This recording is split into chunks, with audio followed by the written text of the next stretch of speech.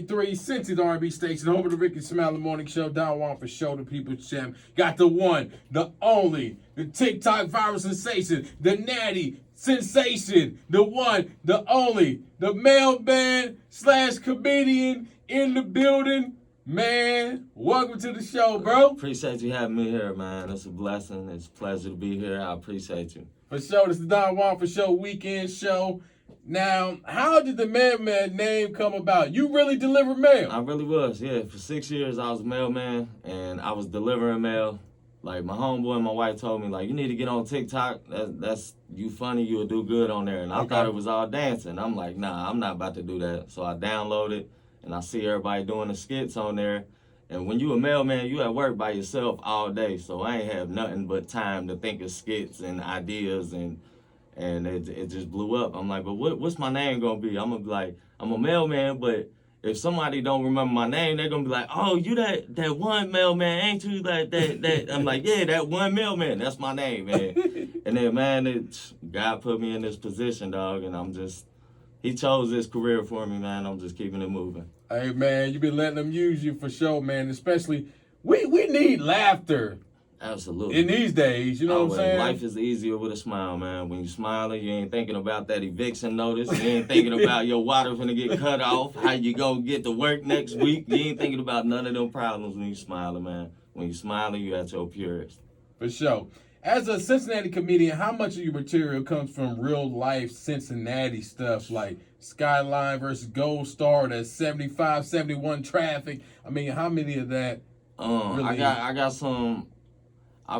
My comedy is just all relates to me growing up in Cincinnati. I ain't got no Skyline too, because it's got to resonate with everybody. I can't take Skyline chili jokes to Phoenix, Arizona. You know what I mean? They're going to look at me like, what is you talking about? Okay. So I learned about comedy. You got to paint the picture. Like, I guess it's possible, but you just got to dive in to paint the picture. But a lot of my sets just growing up in the hood, just my perception of growing up in the hood as a white guy.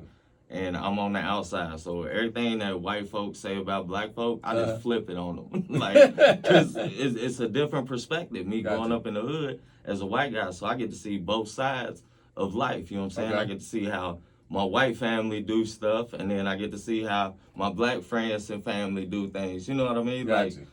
I just see the difference, and I talk about the differences, and I know the premise, the setup, the punchline now, so I know the format, and I just explain my life on stage. So you grew up in Price Hill? Yep. What was that like? It was cool. You know what I mean? I was small, but it got me ready for life. Okay. You know what I mean? It was cool. It is what it is. It could have been worse. You know what I mean? It wasn't the trenches, but it wasn't Indian Hill neither. What is your process like, man? Are you writing it down?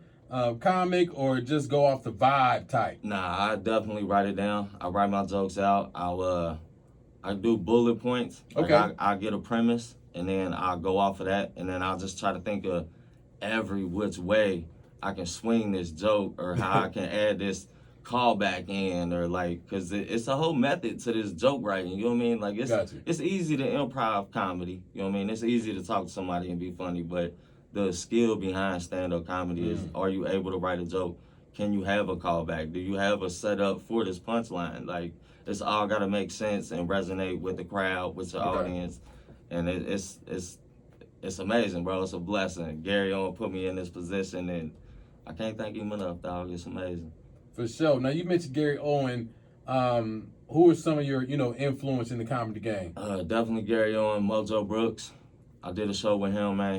He told me some good. He dropped some good bombs on me, man. He's like, you just gotta, you funny for real, bro. Like, they came to see you, and even if they didn't, you know what's funny. Like, you gotta let them know that you know what's funny. Like, you can't go on stage second guessing your jokes. Like, if he was like, and make some stuff up. He's like, if you're gonna lie, but you're gonna have to lie good. You gotta make this crowd believe you. And like, it's just about comfortability, man. The more you get on stage, the more comfortable you get. And I was always a class clown growing up, so speaking in front of people wasn't a problem. It was just, do I know how to write a joke? Like, that's why I'd be nervous. Is this right? And then just getting on stage, you just learn, you progress. Every time I get off that stage, I always say my next show is my best show, because I always learn something after that. and then you watch film. It's just like sports. Okay. You watch the film, you watch it back, like, oh, okay, I'm saying this too much. I need to cut this out. Gotcha. You know what I'm saying? Or my filler words, or I'm cursing too much. Like I need to slow down, or whatever it may be. You know, but you just learn. I want to take the longevity in this because I am funny for real, just chopping it up. So it's just about learning the joke writing ability. For sure. If you had a comedy mixtape, what would you title it? Be Brad G. Oh my goodness. That's funny. Who's funnier in your family, you or mom? Me for sure. My mama mean. She give me that look. You know that look. I know you got that look. You look at your kids like, yeah, my mom still look at me. I get scared. If you could open for any comedian in the world, who would it be and why? I think I already done it. Gary Owen. I've opened for him numerous times, man. Yes. I gotta give him his flowers. I try to give him his flowers all the time, every time, man. He really changed my life with this. He's been in the game 30 plus years, you know what I mean? Like, he know what it takes to be a comedian. Like, he just told me, like, bro, you got it. I can see it in you. He's like, you just got to get on stage and find your voice, man. But I think I did it. I'm blessed to be here, man. And every opportunity is a blessing, so I'm willing to take them all.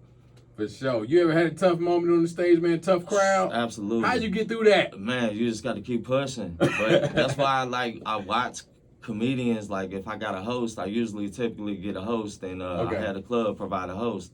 And I'll go out there and I'll watch them perform, but I'm not listening to what they're saying. I want to see how they move on stage. I want to see how they recover after they expecting the crowd to laugh and they don't. I want to see that. That's how I'm looking at comedy now. I don't care about what they saying or none of that, because all my jokes is based off of my life. So I know it's going to be different from what they talking about, but I want to see how they recover when the jokes don't hit.